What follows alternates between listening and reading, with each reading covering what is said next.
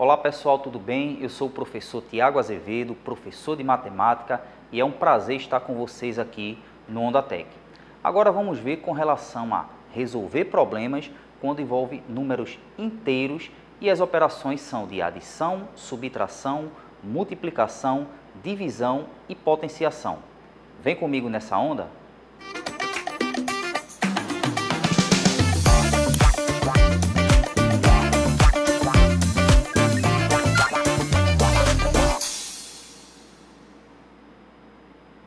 Então vamos lá. Ao estabelecer como é que nós vamos resolver problemas com relação aos números inteiros e as operações de adição, subtração, multiplicação, divisão e potenciação, a gente vai fazer o seguinte. Bora ler o descritor destacando alguns termos. Quando a gente diz ali, ó, por exemplo, números inteiros. Quando estamos falando de números inteiros, a gente está querendo dizer o seguinte. Dá uma olhadinha. A reta numérica, centrada no zero, do lado direito os números positivos, do lado esquerdo os números negativos. E quando a gente vai falar das operações de adição, subtração, multiplicação, divisão e potenciação, eu vou separar aqui com relação ao seguinte. Então vamos lá. Quando a gente vai falar de adição e subtração de números inteiros, bora, por exemplo, associar a dinheiro. Essas imagens que estão aparecendo aí, ó, a mãozinha voltada para cima com uma moedinha significa que eu estou ganhando, recebendo algum dinheiro.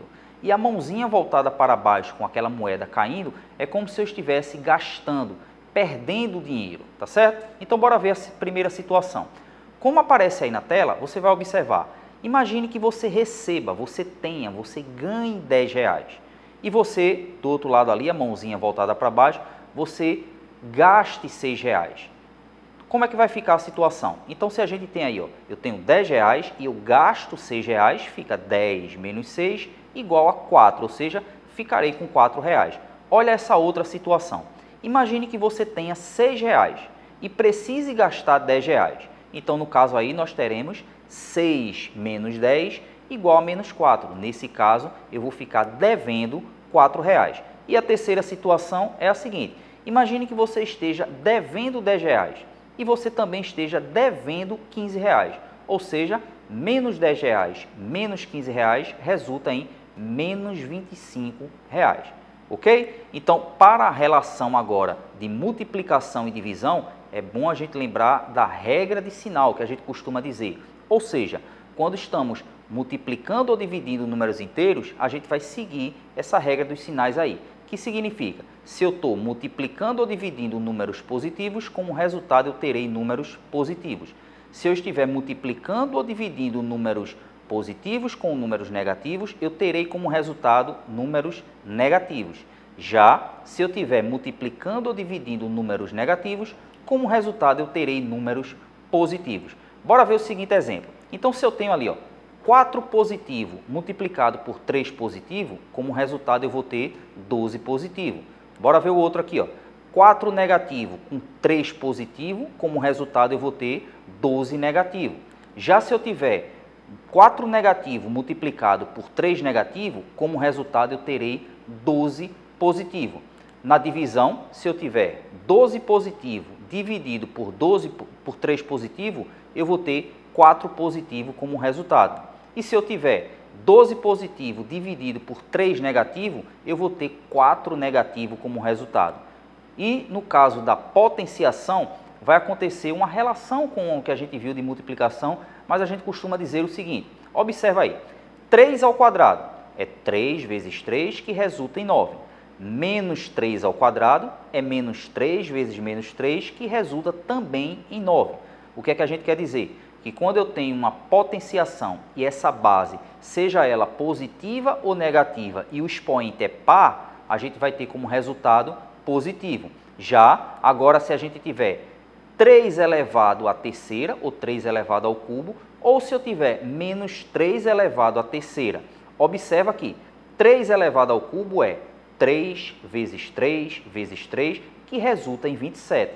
Já se eu tiver menos 3 elevado ao cubo, será menos 3 vezes menos 3 vezes menos 3, que fazendo o jogo de sinal ali, teremos como resultado menos 27. Ou seja, uma base positiva ou uma base negativa, no caso aí do expoente ímpar, a gente vai ver, se for positivo, o resultado vai ser positivo. Se a base for negativa, o resultado vai ser negativo, ok? Então, para praticar o que a gente viu aí nesse descritor, bora ver esse exemplo aqui, onde a gente vai precisar relacionar tanto os números positivos quanto os números negativos com algumas operações. Então, bora ler aqui o problema comigo. Ele diz o seguinte: na correção de uma prova de um concurso, cada questão certa vale mais 5 pontos, cada questão errada vale menos 2 pontos e cada questão não respondida vale menos 1 ponto.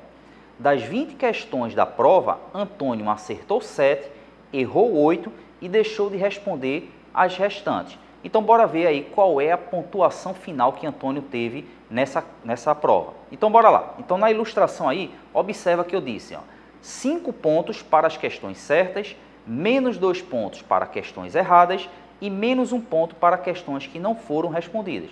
Do texto, a gente consegue extrair a seguinte informação.